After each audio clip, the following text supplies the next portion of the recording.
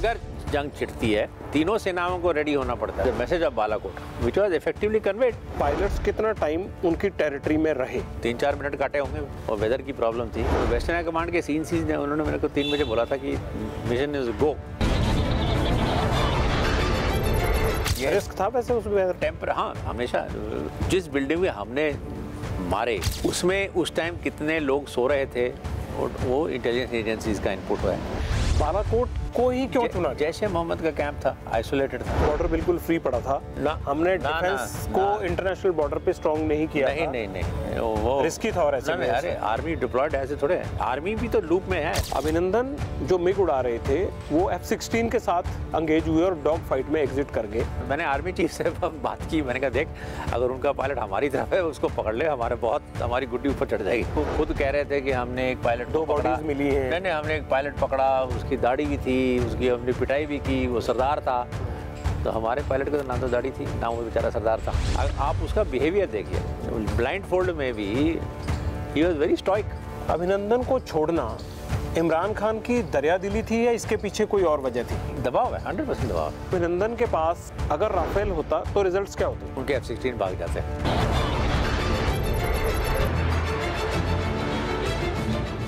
भारतीय वायुसेना के विमान पाकिस्तान में घुसे, बालाकोट में जैश ए मोहम्मद के कैंप्स पर स्ट्राइक किया। पाकिस्तान ने इसकी कल्पना भी नहीं की होगी। आज बालाकोट एयर स्ट्राइक को पूरा 1 साल हो गया है और ये स्ट्राइक हुई थी तब के air chief marshal BS Dhanoa के नेतृत्व में। धनोवा साहब इस वक्त हमारे साथ हैं और हम वो सब चीज़ें आज ताज़ा करेंगे कि कैसे देश को एक बार फिर गर्व महसूस करवाया था एयरफोर्स ने। धनोवा साहब आपका स्वागत है। पहला सवाल मेरा ये रहेगा कि बालाकोट में घुसने का फैसला आखिर क्यों हुआ?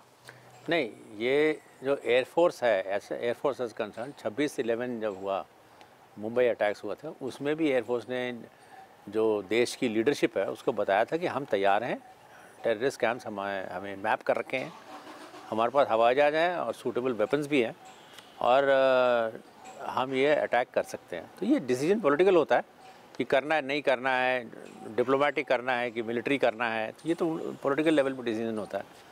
तो एयरफोर्स तो बहुत पहले से तैयार है, ये बात नहीं है कि एयरफोर्स सडनली तैयारी शुरू होगी, नहीं ये नहीं है। तो उस टाइम गवर्नमेंट ने पॉलिटिकल डिसीजन लिया दैट यस हमने बालाकोट में एक टेररिस्ट कैंप है जो जैश ए मोहम्मद रन कर रहा है, जिसमें अभी नई रिक्रूटमेंट हुई है, तो वहाँ पे जाके हमने स्ट्राइक करना है। तो वो तो गवर्नमेंट का डिसीजन है। तो वंस द टारगेट हमें दिया गया तो हमने ये देखा कि हम फिजिबल है कि नहीं है हमारे उसमें, तो हमने उसको फिजिबिलिटी की रिपोर्ट उनको दी कि हाँ हम तैयार हैं। एंड आपको कब बताया गया कि हमें स्ट्राइक करना है? बताया गया, वो डेट है, वो दैट मीटिंग इज वो क्लासिफाइड मीटिंग है, वो उसके बारे में मैं नहीं बताने वाला। कितना टाइम पहले पता था? काफ़ी टाइम पहले तो बताया गया, हमें काफ़ी जल्द पहले बता दिया गया, ऐसी बात नहीं है। और टारगेट दिखाए गए, उसके ऊपर फिर हमारी सहमति ली। ये अकेला एयरफोर्स थोड़े होता है, तीनों सर्विस होती है, तीनों सर्विस की तैयारी होती है कि अगर वो एस्केलेट करता है वो रिस्पॉन्ड करता है। तो अगर पूरी जंग छिड़ जाती है, अगर जंग छिड़ती है तब तीनों सेनाओं को रेडी होना पड़ता है। तो सरकार को एयरफोर्स पर ही क्यों भरोसा था? नहीं, एयरफोर्स पर भरोसा टारगेट पर डिपेंड करता है, ये तो बात है नहीं। उरी का स्ट्राइक तो आर्मी ने किया। हाँ, मैं यही कहने लगा था कि जब 16 में आर्मी स्ट्राइक किया गया। डिपेंड करता है ना आपका टारगेट क्या है। अगर आपका टारगेट 3, 4, 5 किलोमीटर बॉर्डर से है तो वो तो आर्मी जाके कर लेगी, इसमें बड़ी बात नहीं है। हम कितना और अगर वो टारगेट सपोज समुद्र के अंदर है तो नेवी करेगी। तो ये टारगेट ऐसा था जो एयरफोर्स के लायक था, तो ऑप्टिमम रिस्पांस एयरफोर्स का था, तो एयरफोर्स चूज हुई। तो ऐसे तो है नहीं कि पहले मैं ऐसे करके कोई लड़ाई नहीं होती है, ये काफ़ी क्लिनिकल डिसीजन होता है। चीफ मार्शल साहब को कब पता था कि इन जगहों पे स्ट्राइक करना है, इतनी जगह स्ट्राइक करना है? हमारे पास सारे टेररिस्ट कैंप मैप्ड है, ठीक है। कब से? बहुत देर से, 26/11 के बाद से पर कौन सा स्ट्राइक करना है वो सरकार डिसाइड कर, and correctly so. Non military target है और जैश ए मोहम्मद को ही स्ट्राइक उन्होंने सोचा कि करना चाहिए, क्योंकि उन्होंने ही वो पुलवामा का अटैक करवाया था। और बालाकोट का जो एसेंशियल मैसेज है वो क्या है? बालाकोट का मैसेज यही है कि आप चाहे पाकिस्तान ऑक्यूपाइड कश्मीर में जाके छुप रहे हो या पाकिस्तान प्रॉपर में जाके छुप रहे हो, हम आपको घुस के मारेंगे। That is the you can say the message of Balakot, which was effectively conveyed. अगर आपको 26/11 के बाद से पता था तो एयरफोर्स तैयार भी होगी तब से ही कि कभी भी ये मौका मिल सकता है। हालांकि ये अलग बात है कि पॉलिटिकल क्लियरेंसेस तब नहीं मिली। आपको क्या लगता है कि तब क्या कहा गया था? आपने तो स्ट्राइक का ऑप्शन तब भी दिया था। वो आप उस जमाने के पॉलिटिकल लीडरशिप और मिलिट्री लीडरशिप से पूछो, मैं तो ग्रुप कैप्टन था।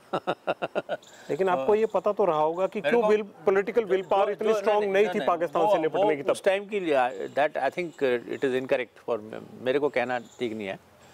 उस ज़माने के जो चीफ हैं उनको कहना चाहिए, या उन्होंने कहा भी है प्रेस में कि वो तैयार थे और गो हेड नहीं दिया गया था। एक वॉरियर होने के नाते आपको लगता तो होगा कि ये हिसाब पहले हो जाना चाहिए था। नहीं तो शायद हालात अलग होते। हमेशा जो फौजी होते हैं ना, उनका काम होता है तैयार रहना। डिसीजन की फौजी को लॉन्च करेंगे नहीं करें, ये हमेशा पॉलिटिकल होता है किसी डेमोक्रेसी में। ये सिर्फ फौज अपने तरफ से उठ के लड़ाई नहीं लड़ देती, ऐसे नहीं होता। पाकिस्तान में घुसने के लिए एयरफोर्स के आगे सबसे बड़ा चैलेंज क्या था बालाकोट तक जाने? पाकिस्तान में ऐसा है कि उसका एलिमेंट ऑफ सरप्राइज रखना चाहिए था, ताकि आपके अटैक में आपको कोई डिस्टर्ब नहीं कर सके। जैसे कि जब उन्होंने किया 27 तारीख को, हमारी एयर डिफेंस ने उनके खिलाफ रिस्पॉन्ड कर दिया। मेरा जब हमने किया था तो आप कॉन्फिडेंट क्यों थे इतने? मैं उस पे भी आऊंगा कि 27 को क्या हुआ, लेकिन 26 को जब आपने किया तो हम क्यों ट्रैक नहीं कर पाए? हम इसलिए कॉन्फिडेंट थे कि हमारे कंट्री में डेप्थ है, हमारे कंट्री में डेप्थ है, हम पीछे से आ सकते हैं। उनके एवैक्स भी एयरबोर्न हो तो हम हमेशा थोड़े देख सकते हैं।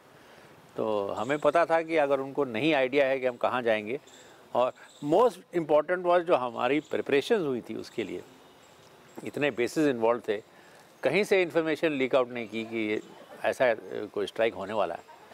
तो because of which it was a total military surprise. And एक हमने डिकॉय भेजा था वेस्टर्न हाई कमांड ने भावलपुर की तरफ। तो कितने दिन पहले? नहीं भेजा था, डिकॉय भेजे गए थे। तो वो तो उसके पीछे उन्होंने सोचा कि वहाँ जा रहे हैं तो सारा उनका एयर डिफेंस वहाँ रिस्पॉन्ड करने लग गया। तो कि जब तक ये लोग विजिबल हुए अक्रॉस द पीर पंजाल इधर इस डायरेक्शन में, तब तक वो वापस आ नहीं पाए। जब तक वो हम उनके जो इंटरसेप्टर थे वो कम अबाउट 150 किलोमीटर हमसे दूर थे जब हमने अपने वेपन रिलीज़ किए। मैं अगर अपनी भाषा में, एक सामान्य आदमी की भाषा में समझाऊं तो आपने उनको भावलपुर का डॉज दिया। हाँ। वो उस साइड अंगेज हो गए। हाँ। और आपने जहां आपका मिशन था, जो आपका टारगेट था, आपने वहां बालाकोट पे स्ट्राइक कर दिया। वहां जाके स्ट्राइक किया। तो पाकिस्तान जो है वो अपनी बुद्धिमत्ता का इस्तेमाल नहीं कर पाया, या अपने डिफेंस को उतना स्ट्रांग नहीं कर पाया, तब तक आपका एक्ट हो गया। I don't know, I personally feel कि शायद उनका जो टेररिस्ट कैंप है ये ISI रन करता है, और किसी हद तक उनके साथ आर्मी को पता है, वो आर्मी सपोर्ट करती है। मेरे को नहीं लगता उनका एयरफोर्स इस लूप में है। अगर होता, आपस में कोऑर्डिनेशन की कमी है। अगर एयरफोर्स लूप में होता, अगर मैं वहाँ पे होता तो मैं कम से कम बालाकोट में टर्मिनल वेपन्स लगा देता, ताकि अगर वो स्टैंड ऑफ वेपन भी हमारे खिलाफ मारे, हमारे पास क्षमता होगी उस स्टैंड ऑफ वेपन को शूट डाउन करने के लिए। वहाँ पे कोई टर्मिनल वेपन था ही नहीं। पर ये इसलिए भी तो हो सकता है उन्होंने ना लगाया हो कि अगर मान लीजिए कल को आप जो स्कैनिंग करते हो, अगर इंडियन आर्मी स्कैनिंग कर ले तो उनको लगेगा कि यहाँ अगर ये वेपन लगा रहे हैं तो इसका मतलब यहाँ कुछ गड़बड़ चल रही है। वो तो हाइड करते होंगे कैंप्स को। अकेले एक एरिया में थोड़ा लगता है, आप 4-5 एरिया में लगाते हो, ऐसे थोड़ी कि एक एरिया में वहाँ लगा दो, 4-5 एरिया में लगाते हो। ये खबर आपके पास थी पहले से कि वहाँ कुछ नहीं है? वो तो इलेक्ट्रॉनिक आ जाता है ना। अरे हमारे एवैक्स उड़ रहे हैं, हमारे इलेक्ट्रॉनिक इंटेलिजेंस एयरक्राफ्ट उड़ रहे हैं, वो तो 14 तारीख से उड़ रहे हैं। ओके, तो उसमें उसका मैपिंग आ जाता है कि कहाँ कहाँ उनके टर्मिनल वेपन एक्टिव हैं, कहाँ पे एयर डिफेंस एक्टिव है, कौन कौन से रेडार उनके ऑन है। हम बालाकोट जो है, अगर हम एयर डिस्टेंस देखें, हम कितना अंदर घुसे थे और हमें कितना टाइम लगा? देखो, इतना अंदर घुसे, it depends on the person. जो वेपन हमने रिलीज़ किया उसका कंप्यूटर आपको सोल्यूशन बताता है। Depends on what height are you, what speed are you, wind कैसा है। आपको पता, throughout the year other than monsoons, हमारे सब कॉन्टिनेंट में जो विंड होती है वो वेस्टर्ली होती है हाई लेवल पे, ठीक है। तो आपका विंड कितना है उस पर डिपेंड करता है। अगर आप हेडविंड फेस कर रहे हैं तो वो सबसे क्लोज गया होगा, सबसे ज़्यादा घुसा होगा। अगर किसी को बीम विंड आ रहा है तो वो कम घुसा होगा। तो डिपेंड्स ऑन आपका कंप्यूटर ने आपको कहाँ पे बताया कि रिलीज़ करो। अदरवाइज उसके बाहर जो बास्केट होता है, जो कंप्यूटर कैलकुलेट करता है एयरक्राफ्ट का, उसके बाहर आप बटन दबाओगे तो वेपन जाता नहीं है। ओके, ये मैं ये जानना चाह रहा था कि हमारे पायलट्स कितना टाइम उनकी टेरिटरी में रहे अंदाजन। टेरिटरी में तो डिपेंड करता है, अगेन आई टोल्ड यू, जो सबसे अंदर घुसे होंगे उन्होंने 3-4 मिनट काटे होंगे, बाकियों ने कम काटे होंगे, depends. I mean see that is, जब फ्लाइंग करते हैं ना तो आपको ज़मीन में निशान नहीं नज़र आते। दो आजकल जब से फेंस लिटअप हुआ है पंजाब में, जब आप फ्लाई करो तो बड़ा अच्छा लगता है, you can see the border but वैसे जब फ्लाई करते हैं तो ये सब नज़र नहीं आता आपको। आपको कंसंट्रेशन होता है कि आपके टारगेट क्या है और आपको उसको इफेक्टिवली मारना है कि नहीं मारना है, ये होता है।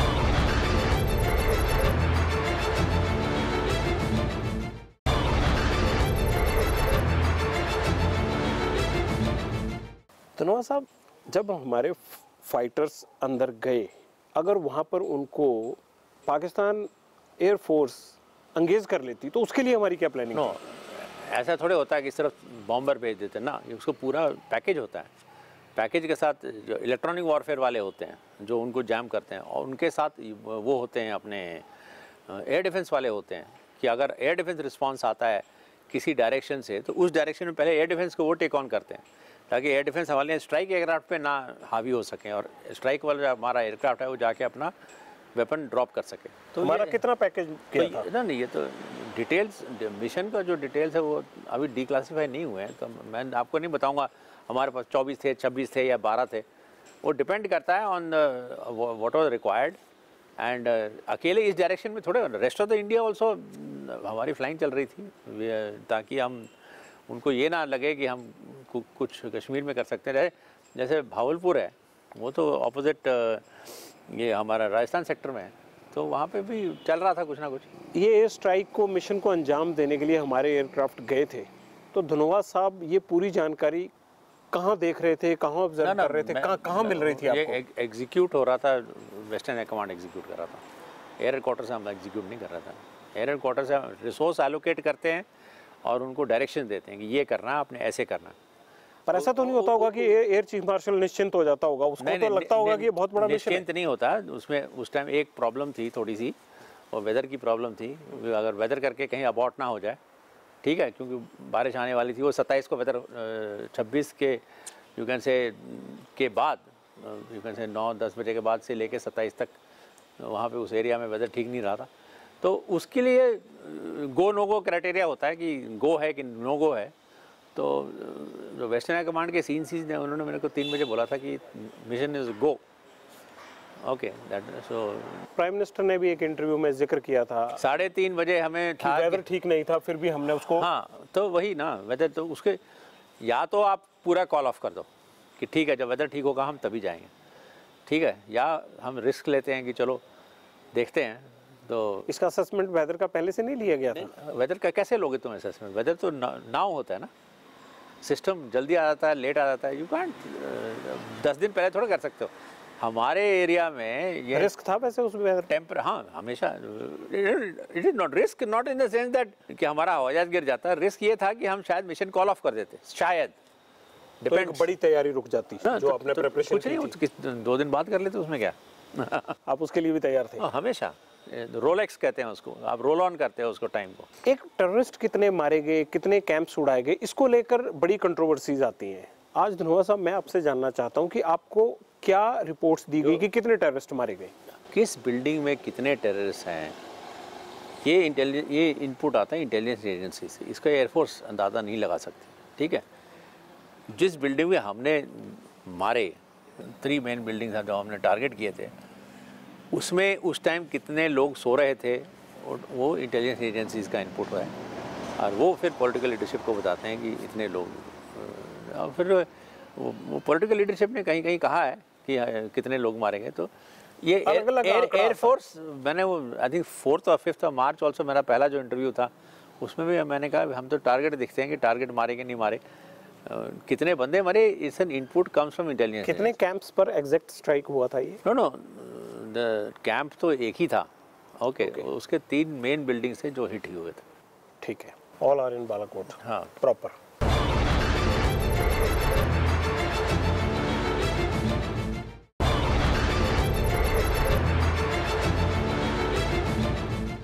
ये क्यों फैसला किया गया? कैंप्स तो कहते हैं कि और भी बहुत सारे हैं, बालाकोट को ही क्यों चुना गया? जैश ए मोहम्मद का कैंप था, आइसोलेटेड था, कोलैटरल डैमेज का चांस कम था। यू सी, आप हर चीज़ मैकेनिकल होता है, किसी बॉम्ब का कुछ फिन नहीं निकला, ये नहीं निकला, कहीं और चला गया। इमेजिन आपने सिविलियन मार दिए 50, आपकी तो बदनामी हो जाएगी चारों तरफ। So lot of things have to be thought of. ये थोड़े, ये जंग नहीं है पूरी जंग में क्या होता है, सोल्जर आप 50 मारो चाहे 100 मारे, 100 मारो ज़्यादा अच्छा है पर ऐसे थोड़े हैं यहाँ पे आपने जाके टेररिस्ट को, it's a non military target, आप ये देखिए, तो उसमें आप you have to be very careful. आपने वेपन जो चूज़ किया है वो भी ऐसे ही चूज़ किया था जिसमें शार्पनेल ज़्यादा, एक्सप्लोजिव कम हो, क्योंकि हमने लोग मारने। अगर हमने बिल्डिंग तोड़नी होती, जैसे आर्मी के ऊपर जब अटैक करते हैं, तब वो हम ऐसा वेपन चूज़ करते हैं जिसमें एक्सप्लोजिव ज़्यादा होते हैं और शार्पनेल कम होते हैं। ओके, ठीक है, तो वो फिर ज़्यादा एरिया डिस्ट्रॉय करने के चक्कर में हम लोग रहते हैं, ठीक है। उसमें अगर कोई अंदर घुसा हो उसको कुछ नहीं होने वाला। ये तो आप अंदर घुसे हो चाहे ऊपर बैठे हो, तो आपको। धनोआ साहब, अगर 26 को हमने एयर स्ट्राइक किया, मान लीजिए कि पाकिस्तान रिटेलिएट करता, हम तैयार, हमारी क्या तैयारी थी? हम तैयार थे कि अगर वो हमारे लैंड करते भी रिटेलिएट करता, हम तब भी तैयार थे। बहुत सारे एक्सपर्ट ये कहते हैं कि बॉर्डर बिल्कुल फ्री पड़ा था, हमने डिफेंस को इंटरनेशनल बॉर्डर पे स्ट्रांग नहीं किया था। नहीं, वो रिस्की था। और ऐसे में अरे आर्मी डिप्लॉयड ऐसे थोड़े, आर्मी भी तो लूप में है, ऐसे थोड़े क्या। इंटरनेशनल बॉर्डर खाली था पंजाब वाला। ना, पंजाब वाले इंटरनेशनल बॉर्डर की बात अलग है। ओके, मैं बात कर रहा हूँ कश्मीर में, आर्मी एडिक्वेटली रेडी। अगर मान लीजिए रिटेलिएट करते तो हमारा टारगेट क्या होता? हमारा टारगेट उनके फॉरवर्ड ब्रिगेड है आर्मी के, क्योंकि वो उन्होंने रिस्पॉन्ड किया है आर्मी के खिलाफ, हमारे आर्म फोर्स आर्मी के खिलाफ, वेराज हमने हिट किया है नॉन मिलिट्री टारगेट। ये फ़र्क है हम दोनों में। लेकिन क्योंकि अक्सर वो तो ये बात मानते ही नहीं है पाकिस्तान वाले कि हम टेररिस्ट कैंप चलाते हैं, तो वो ये कह सकते थे कि भारत ने एयर स्ट्राइक किया तो हमने उस पर काउंटर अटैक कर दिया। तो वही मैं कहता हूँ, उन्होंने कहा कि आपने कहीं हिट नहीं किया, ठीक है, नहीं किया हिट, तो वहाँ पे आपका टेररिस्ट कैंप है नहीं, चलो नहीं है, वहाँ पे कोई रिलीजियस इंस्टीट्यूशन है, तो 43 डेज तक रिलीजियस इंस्टीट्यूट को क्यों कॉर्डन करके रखा? अच्छा, उन्होंने कॉर्डन करके रखा। हाँ, किसी को घुसने नहीं दिया। 43 डेज के बाद पहली बार प्रेस लेके गए। तो कोई रिलीजियस इंस्टीट्यूट है जहाँ पे आप रिलीजन टीच कर रहे हो, आई मीन उसको छुपाने की क्या जरूरत है? ठीक है, उस दो ही रीज़न हो सकते हैं, या तो टेररिस्ट कैंप है और हिट हो चुका है क्योंकि आप रिपेयर कर रहे हो before you can get people, ठीक है। 43 डेज है लॉन्ग टाइम। अगर कुछ नहीं होता, छोटा बहुत होता, हफ्ता, 1.5 हफ्ता, 2 हफ्ते में ले जाते किसी को। Is a very long time, 43 is quite a long time. और आप जो ओपन सोर्स इमेजरी है, जो आप ओपन सोर्स में दिखते हैं, ये समीर जोशी ने काफ़ी अच्छा कोलेट किया है, यहाँ पे लिट फेस्ट में भी दिखाया था, मिलिट्री लिट फेस्ट में यहाँ पे चंडीगढ़ में। उसमें अगर आप देखो तो you can clearly see building साफ़ है, फिर उनके रूफ में होल है, फिर वो बिल्डिंग रूफ फिर से रिपेयर हो गई। क्या कर रहे थे वो? I mean rain water harvesting थोड़े कर रहे थे, कवर अप कर रहे थे ना, वही तो कवर अप कर रहे थे, तो उनको टाइम लग गया कवर अप करने में। इसी आपने मिशन पूरा होने के बाद सबसे पहले जानकारी किसको दी? सबसे पहले NSA को और फिर दोनों सर्विस चीफ्स को। आई मीन टक टक टक टक तो फ़ोन बजने शुरू हो जाते हैं। NSA का पहला रिएक्शन क्या था जब आपने खबर दी? वो उनसे पूछिए। प्रधानमंत्री को सबसे पहले जानकारी किसने दी? आप उनसे पूछिए। मैं इस तरह all these people are above my pay grade. जब आपकी पहली बार इस मिशन के बाद प्रधानमंत्री से मुलाकात हुई, फेस टू फेस हुए, तो उनके शब्द क्या थे आपके लिए? वो बहुत उन्होंने इनकरेज किया और बिल्कुल उनके डायरेक्शंस क्लियर थे कि अब उनका रिटेलिएशन एक्सपेक्टेड था। ओके, तो उसके लिए कुछ गाइडलाइंस दिए गए थे हमें, तो all that was there and आपका quite satisfied with the mission. आपका 41 साल का करियर रहा, जितना मैं जानता हूँ। आपने उस प्रधानमंत्री को भी देखा जहाँ से क्लियरेंस मिली कि आप जाइए, हमला करना है, अब टेररिस्ट एक्टिविटी बढ़ी है भारत में, और आपने वो पॉलिटिकल विल पावर भी देखी होगी जब आप लोग तैयार थे लेकिन आपको क्लियरेंस नहीं मिली, चाहे वो 2001 का पार्लियामेंट अटैक हो, चाहे 26/11 का मुंबई हमला हो। फर्क क्या लगता है आपको? नहीं, एक वॉरियर के तौर पर क्या फर्क लगता है अब और तब में? पहले मैं काफ़ी जूनियर था, मैं प्राइम मिनिस्टर से इंटरेक्ट नहीं करता था। वो तो मैं चीफ बनने के बाद इंटरेक्शन होती है, जूनियर रैंक में कहाँ मिलते हैं आप। लेकिन पॉलिटिकल डिसीजंस का नीचे बात तो होती है। देखो, फौज का काम होता है तैयार रहना, ये फौज को लॉन्च करना नहीं करना किस डायरेक्शन के साथ लॉन्च करना, ये तो पॉलिटिकल लीडरशिप का काम है किसी डेमोक्रेसी में, वो डिसाइड करते हैं। पर अकेली war is not something that सिर्फ मिलिट्री लड़ती है, वो पूरा इकॉनमी आ जाता है आपका, आप कितना पीछे जाना चाहते हो। Okay, so all that decision वो तो पॉलिटिकल होता है। और पर अगर आप इस लीडरशिप को देखेंगे तो I don't know how Pakistan was under the wrong impression, but जो उरी के अटैक्स भी उन्होंने सैंक्शन किए, तो उन्होंने तो अपना विल तो दिखा दिया था कि भाई अगर आप इस तरह के टेररिस्ट अटैक इंडियन सॉइल पे करोगे तो we will cross the border and hit you. ये political will to cross the line of control and hit terrorist को हिट करने का, ये तो 2016 में भी डेमोन्स्ट्रेट हो गया था।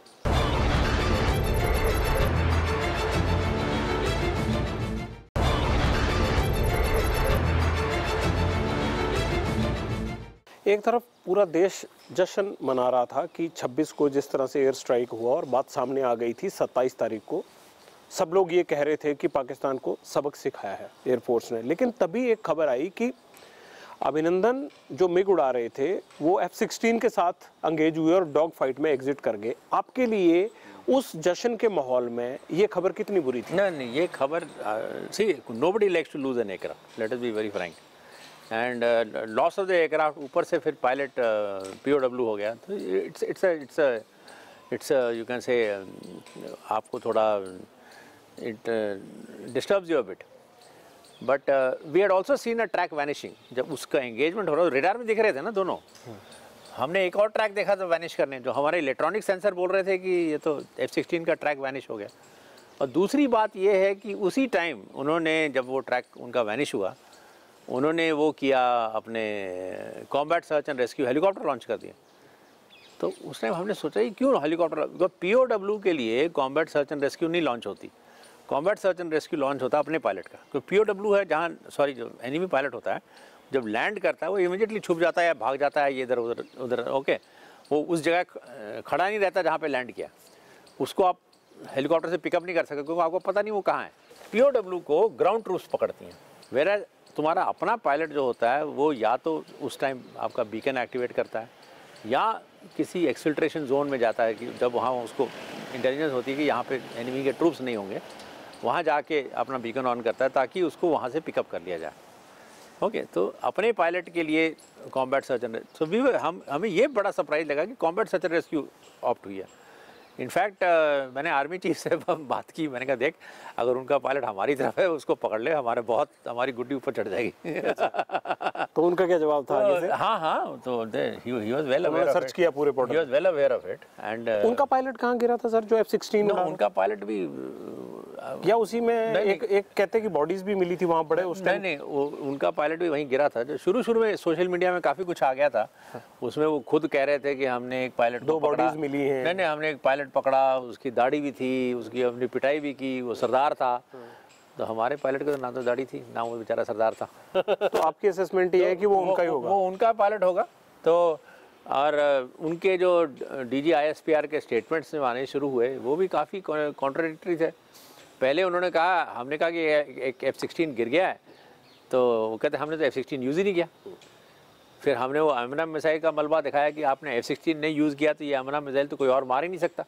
फिर कहते हैं हमने, ये झूठ बोलने की क्या ज़रूरत थी उनको?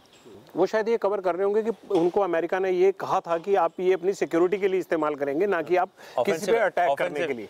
और अभी जो चिट्ठी और एक निकल के आई है, जो प्रेस में निकली थी, उनको आई थिंक किसी तरह से डांटा जा रहा था कि आपने वो शिफ्ट कर दिए बिना हमारे परमिशन के, ऐसा करके कुछ है, आई डोंट नो। वो जो अंडरस्टैंडिंग है बिटवीन द यूनाइटेड स्टेट्स और पाकिस्तान, उनका बायलैटरल अंडरस्टैंडिंग है, and I am not aware of that. But what I want to tell you is कि उन्होंने जो पायलट था उनका, उन्होंने कहा कि हमारे पास एक पायलट हिरासत में है, 2 और एरिया में है। चलो ठीक है, पता नहीं 2 और कौन है। फिर कहते एक मिलिट्री हॉस्पिटल पहुंच गया है। तो मिलिट्री हॉस्पिटल जो पहुंच गया है, फिर एक किसी चैनल में, मीडिया में आया था उनके किसी चैनल में, कि एक पायलट हिरासत में है, एक की मौत हो गई है। शाम को सडनली कहते एक ही पायलट है। उनके प्राइम मिनिस्टर भी जो उन्होंने स्टेटमेंट मारा था, कहते हैं उनके पायलट्स हमारी हिरासत में, प्लूरल में बोला था उन्होंने। तो ये दूसरा पायलट कौन हिरासत में है, इसके बारे में तो आज तक उन्होंने एक्सप्लेन नहीं किया। ये कोई नई बात नहीं है। वैसे आपको हिस्टोरिकली भी मैं हमेशा ये एग्जांपल देता हूँ लोगों को कि एक 7 सितंबर 1965 की एयर बैटल हुआ था, 65 की लड़ाई में, जिसमें मिस्टियर्स ने अटैक किया था वहाँ पे सरगोदा। उस एंगेजमेंट में भी हमारा एक मिस्टियर गया था और उनका एक स्टार फाइटर गया था। Star fighter was like F-16 उस ज़माने का। Yes yes. तो वो स्टार फाइटर कॉर्नेल दवैया ने मारा था। अब before he was shot down उन्होंने एक स्टार फाइटर को मार दिया। ओके, तो ये बात तो उस टाइम हमारे पास एवैक्स तो थे नहीं, हम देख नहीं सकते थे कि ये ट्रैक वैनिश हो गया। ओके, तो ये बात कई सालों बाद किसी फॉरेनर ने किताब लिखी तो ये बात बाहर आई है, धीरे धीरे करके एक्नॉलेज हुआ। हमने फिर दवैया को 1983 आई थिंक 84 में हमने उनको महावीर चक्र दिया कि आपने एक डैमेज एयरक्राफ्ट लेके आपने एक स्टार फाइटर को गिरा दिया था। अब तो ये बात जो है ये कई सालों बाद निकल के आई। उस टाइम तो उन्होंने कोई एक्नॉलेज नहीं, वो तो कहते हैं हमारे वी आर नॉट लॉस्ट, हमारा तो एक भी स्टार फाइटर नहीं गिरा। तो झूठ बोलने की पाकिस्तान की पुरानी आदत है। पुरानी आदत, कारगिल को देख लो। कारगिल में भी तो आपको तो बहुत सम्मान मिला था उस वक्त। कारगिल की लड़ाई के बाद जब ट्रूस हो गया, उन्होंने अपनी बॉडी लेके गए? नहीं लेके गए ना। क्यों नहीं लेके गए? कि क्या कह रहे थे?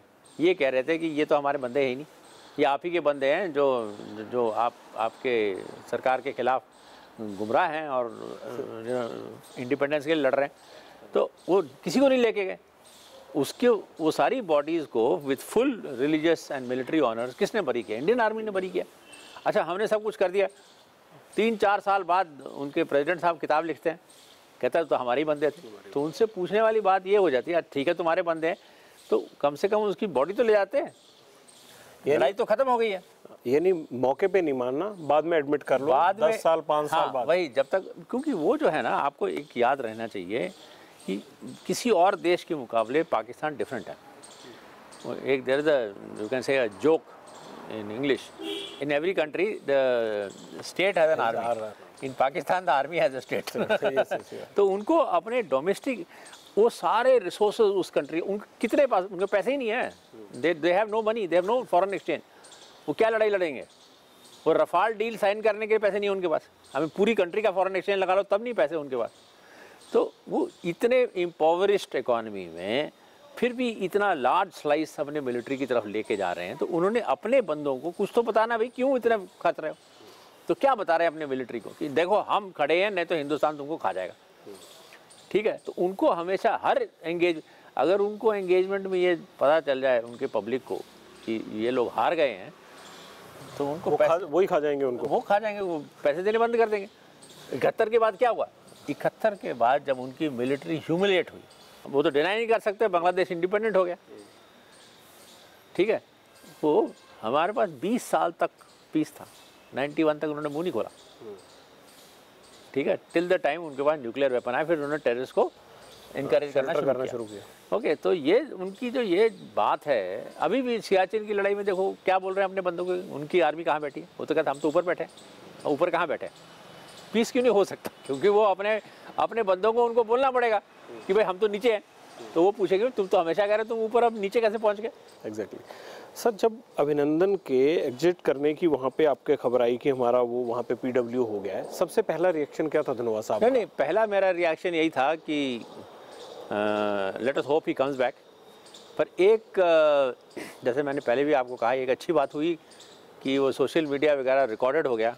तो फिर रिकॉर्डेड हो गया तो फिर अभी उनको ये POW गायब करना थोड़ा मुश्किल हो जाएगा, है ना। अगर आपको लगता है ऐसा ना होता तो गायब कर देते? पता नहीं। जैसे आहूजा के केस में उसको तो they killed him after he landed ना, लैंड करने के बाद उसको गोली मारी गई। जब वो सोशल मीडिया पे आपने कहा कि आ गया कि पकड़ रहे हैं पायलट को, ये कर रहे हैं, अभिनंदन को मारा जा रहा है, उस ब्लीडिंग हो रही है, उस चीज़ को देख के पूरे देश में गुस्सा आया। तो धनोआ साहब को गुस्सा आया है नहीं? नो, जब आपने वो वीडियो देखा? वी आर सोल्जर्स, हम सोल्जर हैं और हमें फ्लिप साइड स्टोरी का हमेशा पता होता है। आप उसका बिहेवियर देखिए, ब्लाइंड फोल्ड में भी ही वॉज वेरी स्टॉइक, उसको डर नहीं लग रहा था। हालांकि आहूजा की कहानी सबको पता है कि आफ्टर कैप्चर मार सकते हैं, but that is a part of it. तो हमारा जो रिएक्शन है वो आपने फौरन किया क्या? नहीं, हमारे उसमें यही था कि अब नेशनल लीडरशिप जो है उसने इंटरवेन किया at the political and diplomatic level और इन रिकॉर्ड टाइम वापस आ गया वो। तो दैट इज आज तक ऐसा हुआ नहीं जैसा अभिनंदन के साथ हुआ। It goes to the credit, पहले तो नहीं होता था ना इतना हमारे धनोआ पास। साहब, एक सीधा सवाल है कि अभिनंदन को छोड़ना इमरान खान की दरियादिली थी या इसके पीछे कोई और वजह थी? ये मेरे को बोलना तो ये आप ये आपका सोल्जर है सर, पता तो रहा होगा। नहीं नहीं, छोड़ा है ये अच्छी बात है। एयरफोर्स पे बहुत ज्यादा भरोसा करते हैं नहीं लोग। नहीं, एयरफोर्स पॉलिटिकल लोग बोले तो ये समझ लिया जाता है कि शायद अपनी वाहवाही के लिए ना बोल नहीं रहे नहीं हो। मैं नहीं इसलिए नहीं सवाल नहीं आपसे नहीं, पूछा। एयरफोर्स का उसमें रोल नहीं है, उसके रिलीज के रोल एयरफोर्स का कोई रोल नहीं है, ये पॉलिटिकल और डिप्लोमेटिक लेवल पे हुआ है। लेकिन ये उनकी दरियादिली नहीं थी, ये दबाव था, ये मान लें। दबाव है, 100% दबाव है। दबाव में छोड़ा गया। 100% दबाव है। वो उसको कैपिटलाइज करते हैं, उसको वो प्रोपेगेंडा बैटल में यूज़ करते हैं। उनके तो हित में नहीं था उसको इतनी जल्दी छोड़ना। यानी इस बात से हम ये अंदाज़ा भी लगा सकते हैं कि भारत इस स्थिति में है इंटरनेशनली, ग्लोबली, कि वो पाकिस्तान को इन सब चीज़ों के लिए प्रेशर बना सकता है। वो तो अब ये क्या हुआ, आई एम नॉट प्रिवी। लेकिन आपको ये कब पता लगा कि अभिनंदन आ जाएंगे? इमरान खान ने जब अनाउंस किया अपनी वहाँ पर पार्लियामेंट में, या पहले पता लगा था कि ऐसा होने वाला है? नहीं, वो हमारा जो डिफेंस अटैचे है वो कुछ बोल रहा था कि शायद जल्दी रिलीज़ करने वाले हैं पाकिस्तान में, जो हमारा एयर अटैचे था। पर उनके पार्लियामेंट में उनके प्राइम मिनिस्टर ने बोल दिया, कंफर्म हो गया कि रिलीज़ करने वाले। वो कंफर्मेशन थी, खबर आपको पहले फिर भी उन्होंने काफ़ी डिले किया उस दिन इतना, जैसे तो आप कह रहे हैं, आप इतने घंटे बाहर खड़े हुए थे, इतना टाइम 12-13 घंटे, सुबह 10 बजे से लेकर रात के 11 बजे तक मैं अटारी पे था। वही चलिए, अच्छी बात थी कि वो वापस है। एक मैं ये पूछना चाहता था धनोआ साहब कि बहुत सारी खबरें आई और बहुत सारे वीडियो आए उन 2-3 दिनों में, 26 से लेकर 2 या 3 तारीख तक, 27 से 2 या 3 मार्च तक, कि कहीं अभिनंदन चाय पी रहे हैं, कहीं अभिनंदन से ये कहा जा रहा है कि बहुत अच्छा ट्रीटमेंट है पाकिस्तान आर्मी का। आपकी अभिनंदन के वापस आने के बाद पहली मुलाकात उनसे कब हुई और वास्तव में उनसे क्या ट्रीटमेंट किया गया पाकिस्तान में? वो जो ट्रीटमेंट उसको दिया गया, वो एक होता है प्रोपेगेंडा बैटल। वो प्रोपेगेंडा बैटल लड़ रहे थे कि देखो हम we are responsible country, selective video भेज रहे थे। हाँ, we are responsible country, we are treating him well, ये वो हमेशा उनका स्टेटमेंट हमेशा ऐसे रहा है। तो that is a separate issue. But जो हम जो करते हैं, व्हेन पीओडब्ल्यू हमें हैंड ओवर करते हैं, उसका सबसे पहले मेडिकल एग्जामिनेशन होता है कि सब everything is working, I mean God forbid, क्योंकि पर्सन इज ऑल्सो इजेक्टेड। आप ये याद रखिए, इजेक्शन की अलग इंजरीज होती हैं। तो और उसका फिर इंटेलिजेंस डिब्रीफ होता है। तो उसके साथ जो हमारी इंटेलिजेंस डिब्रीफ जो नाचिकेता के साथ हुआ है, ऑलमोस्ट सिमिलर है। ये ऐसी बात नहीं है कि उन्होंने कुछ खास अच्छी तरह से इसको रखा हो, नहीं। द ट्रीटमेंट उन्होंने जो अभिनंदन को दिया वो, और वो जो ट्रीटमेंट उन्होंने नाचिकेता को दिया, ऑलमोस्ट सिमिलर।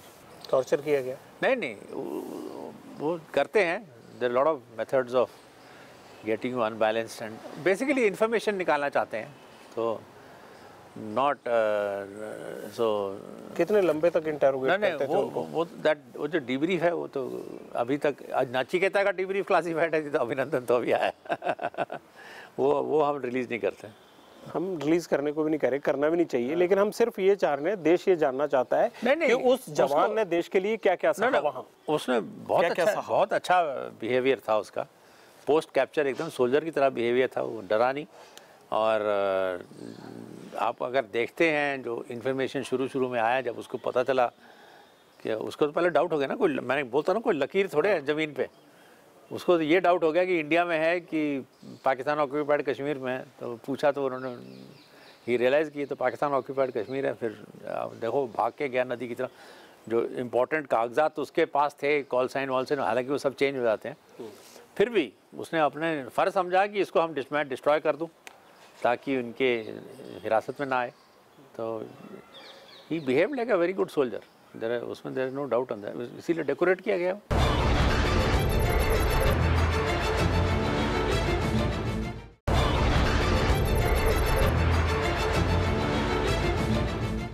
क्या अभिनंदन, अगर मीडिया का दबाव ना होता, मोदी सरकार ना होती, आपको लगता है कि पीडब्ल्यू होके रह जाते? नहीं, ऐसा तो है नहीं।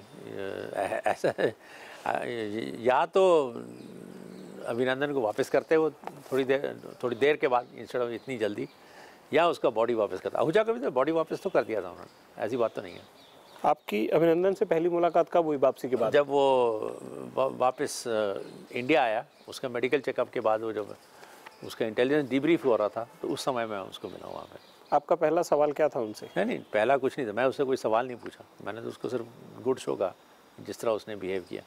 उसका जवाब क्या था? उसका क्या, वो तो स्माइल मारता है।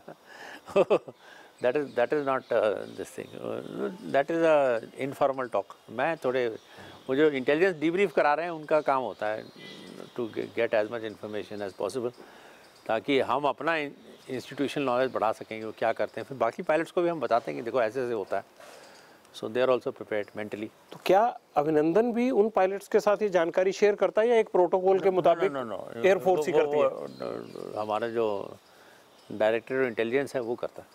लेकिन अभिनंदन ने बहुत ब्रेवरी से हाँ, बहुत अच्छा उसका बिहेवियर। उसको तोड़ने की काफी कोशिशें हुई होंगी वहाँ पर, हमें ऐसा उन्होंने बताया होगा। यस, हर पीओडब्ल्यू को पहले तोड़ना चाहते हैं, मेंटली अनबैलेंस करना चाहते हैं, आपको डिसोरिएंट करना चाहते हैं, ताकि आप किसी तरह हो गए हो, आप उनको देखो। फिजिकल जो है, प्योर फिजिकल टॉर्चर जिस तरह से आप पिक्चरों में देखते हैं वो नहीं होता, वो मुश्किल है। अगर आपको इवन अगर आप बॉडी भी हैंड ओवर करते, सौरभ कालिया का बॉडी हैंड ओवर किया गया था, तो उसमें फिर आपको इंटरनेशनल आपको दबाव पड़ता है बहुत ज़्यादा कि आपने जेनीवा, हम दोनों कंट्रीज सिग्नेटरी हैं जेनीवा कन्वेंशन के।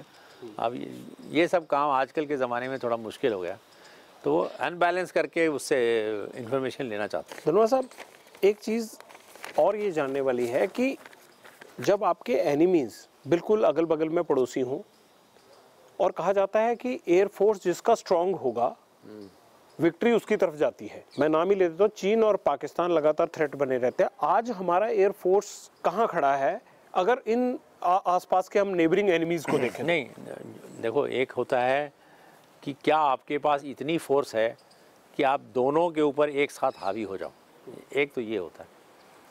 उसके लिए काफ़ी पैसे लगते हैं और उसका हमारा एम भी होता है कि अल्टीमेटली हमारे फोर्स ऐसी होनी चाहिए।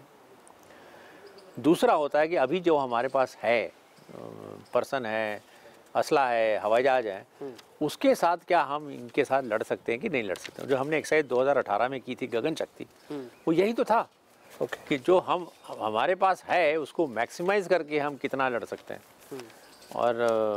और अगर दूसरा देश उसमें आता है, जब हम एक के साथ लड़ रहे हैं, तो एक पोस्चर जो सिर्फ एक देश के खिलाफ था वो दोनों देश के खिलाफ हम चेंज कर सकते हैं कि नहीं चेंज कर सकते हैं। तो 48 आवर्स के अंदर हमने चेंज करके दिखा दिया।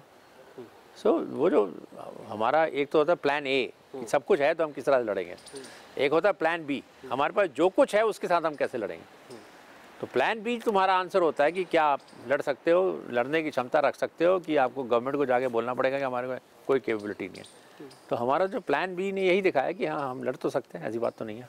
आप राफेल को लेकर हमेशा ये कहते रहे हैं कि 10 साल पहले आ जाना चाहिए था और राफेल की बहुत हिमायत करते रहते, लेकिन पॉलिटिकल तौर पर जिस तरह से राफेल को लेकर छीछा लेदर हुआ, हालांकि राफेल अब आ रहे हैं, फर्स्ट कंसाइनमेंट जो है वो बड़े स्तर पर मई में भी आ जाएगी, 4 मिल जाएंगे में।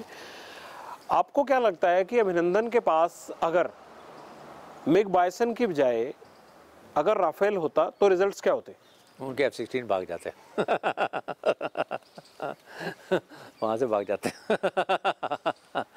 ओके काफ़ी फ़र्क होता, काफ़ी। मैं उड़ाऊँ, मैं फ्रांस में जाके रफाल उड़ाया मैंने, ओके, फार सुपीरियर। उसका रेडार मिसाइल कॉम्बिनेशन, उसका data fusion, electronic warfare, far superior, very good. ये देखो, हम यही कहते हैं कि आप कोई भी एक्विजिशन को पॉलिटिकल कंट्रोवर्सी में मायर मत करिए। अगर आपने उसको पॉलिटिकल कंट्रोवर्सी में डाल दिया तो वही काम धीरे हो जाता है। और बाकी फाइलों में भी लोग वो 10 बार सोचते हैं, वो कहते हैं ना, दूध का जला छाछ भी फूक फूक के पीता। लेकिन डिफेंस डील्स में इतनी गड़बड़ होती है कि वो हमेशा कंट्रोवर्सीज में रहती है। रफाल डील में क्या गड़बड़ा, बताइए क्या गड़बड़ा? आप नहीं, मैं इसका एक्सपर्ट नहीं हूँ, लेकिन मैं तो जो एलिगेशंस लगते हैं मैं तो उसी बात पे। सुप्रीम कोर्ट ने क्या बोला? हाँ, उसके बाद तो फुल स्टॉप लग गया। नहीं, देखो ना, सुप्रीम कोर्ट में इलेक्शन का मुद्दा ये था ना, सुप्रीम कोर्ट में एक जजमेंट आया, उसमें मैंने सपोर्ट किया था कि बहुत अच्छा जजमेंट है। लोग कहते हैं आपने पॉलिटिकल स्टेटमेंट मारा, फिर उसको उन्होंने रिव्यू में दूसरा जजमेंट भी वही आया। देखो, मेरे डिप्टी चीफ ने, एयरफोर्स के डिप्टी चीफ ने उसका कॉस्ट नेगोशिएटिंग कमेटी हेड किया था। नॉर्मली एमओडी के लोग करते हैं, तो लोग कहते हैं कि भाई चीफ होने के नाते मेरे को कॉस्ट नेगोशिएटिंग कमेटी पे कमेंट नहीं करना चाहिए क्योंकि वो एमओडी कर रहा है। पर ये वाला तो मेरे वाइस डिप्टी चीफ ने किया, तो मैं अपने डिप्टी चीफ को डिफेंड नहीं करूँगा क्या? अगर आपने किसी दुकान से जाके साड़ी की कीमत पूछी है, वो कहता है कि 5,000 रुपये की साड़ी है, आप उसके पास 2 दिन बाद या जाते हो 2 महीने के, क्या वो साड़ी आप 7,000 का खरीद लोगे? बताइए, आप 5,000 से कम ही खरीदोगे ना ऑब्वियसली। तो फिर अभी ये बेसिक लॉजिक के खिलाफ आप कैसे लिख रहे हो? आर्टिकल पे आर्टिकल, मीडिया ये हो गया, वो कैसे?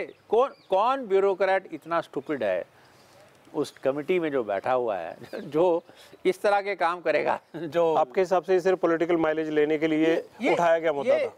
It was a political this thing, and election में होता है, कई मुद्दे उठते हैं, वो तो हर इलेक्शन में होता है।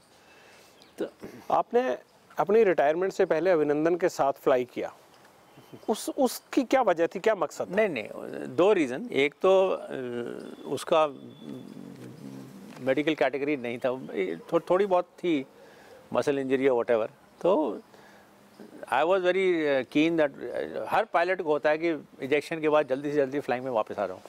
मैं खुद इजेक्ट किया है 88 में, तो मेरा तो पैर टूट गया था तो मेरे को 9 महीने लग गए कैटेगरी वापस लेने के और फ्लाइंग करने के लिए। तो उसको 6 महीने के अंदर अंदर उसको फिट कर दिया डॉक्टर्स ने, विच वॉज वेरी गुड।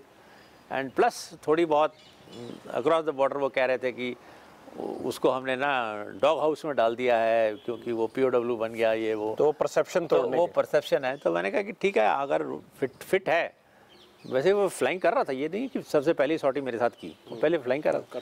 और सारे उसने अपने जैसे कैटेगरी थे, ट्रेनर, कैप्टन, रेटिंग वेटिंग सब लेके बैठा हुआ था। तो मैंने कहा कि अगर फिट है, फिट हो गया, तो मैंने कहा मेरे को एक सॉटी उड़ना है, लास्ट सॉटी है मेरी, before I hang my uniform, और फ्लाइंग क्लोथिंग वगैरह वापस करनी पड़ती है तो मैंने कहा ठीक है, हम दोनों उड़ते हैं MiG-21 में। मैं तो एक ही हवाई जहाज उड़ाता हूँ, वो तो सुखोई 30 भी उड़ा सकता है। He is qualified on 2 types. Okay. तो मैं तो फिर मैंने कहा चलो फिर हम सॉर्ट। आपने जब उनको ये पहली बात बोली तो उनका रिएक्शन क्या था? नहीं कुछ नहीं, ही वाज वेरी, ये सरप्राइज था उनके लिए, पहले से तय था? उसको मैं थोड़ी बोलता हूँ, कमांड, मतलब आपके जो भी कमांड डील करती है उसके साथ, वेस्टर्न कमांड डील, उन्होंने उनको बोला कि chief will like to fly with you, तो प्लीज रीच पठानकोट। तो that is how it is done. जब आपने सॉटी खत्म की तो उसके बाद क्या बात हुई? नहीं, कुछ है नहीं। साथ खत्म के ये वो तो कह रहा था, तो मैंने कहा अभी खड़े हो जाओ, अभी फोटो लेंगे। अच्छा। कहता क्यों? मैंने कहा बहुत हिस्टोरिकल इवेंट है यू आर नॉट अवेयर। मैंने कहा ये। सो देन फ्लाइंग करने के बाद हमने एक छोटा सा इंटरव्यू भी दिया वहाँ पे टारमैक पे, एंड दैट इज इट। आपके आखिरी शब्द क्या थे? आखिरी मुलाकात जो हुई एज चीफ मार्शल? आखिरी एज चीफ आई जस्ट, वो तो सॉटी के बारे में बात करते हैं ना। नहीं, जब खत्म हो गया सब कुछ, जब आप उसके बाद नहीं मिले होंगे उनसे, तो आखिरी बात क्या थी? ऐसा तो है नहीं कि मैं कभी नहीं मिलूंगा उसको। नहीं, आई नो हिज फैमिली ना, मतलब आई नो, तो एयरफोर्स बैकग्राउंड से ही है उसके फादर। तो आई नो। तो but what I it was मैं फ्लाई कर रहा था, वो पीछे बैठा हुआ था, तो मैं उससे यही पूछा कि फिर लैंडिंग कैसी थी मेरी तो that is all. I mean we are talking about, जो हमने बातें की सिर्फ मिशन के बारे में, बात सॉटी की बात की। आखिरी सवाल, बालाकोट एयर स्ट्राइक से क्या सबक लिया एयरफोर्स ने और चीफ मार्शल धनोआ ने? नहीं, बालाकोट एयर स्ट्राइक से एक्चुअली हमने जो मेन ऑब्जेक्टिव था ना कि जैसे मोहम्मद के टेररिस्ट मारने के, उसमें तो हमने बहुत खूबी दिखाई। हाँ, परसेप्शन बैटल मैनेज करने के लिए थोड़ी खमियां नज़र आई, जो हम अगली बार ज़्यादा अच्छा करेंगे। अगर हमें 4 बॉम्ब चाहिए तो 2 सिर्फ परसेप्शन वाले भेजेंगे चलिए, और ज़्यादा स्किल्ड हो। बहुत अच्छा लगा आपसे बात करके, और आपने जो भी काम किया था पिछले साल, उस पर देश को गर्व है। Thank you. हमें आप पर गर्व। Thank you very much. बहुत बहुत शुक्रिया। तो ये थी धनोआ साहब से मुलाकात, और लगता है कि धनोआ साहब का ये एक्सपीरियंस आगे भी इसी तरह से एयरफोर्स के और अभिनंदन जैसे जांबाज पायलट्स के काम आता रहेगा। बहुत बहुत शुक्रिया।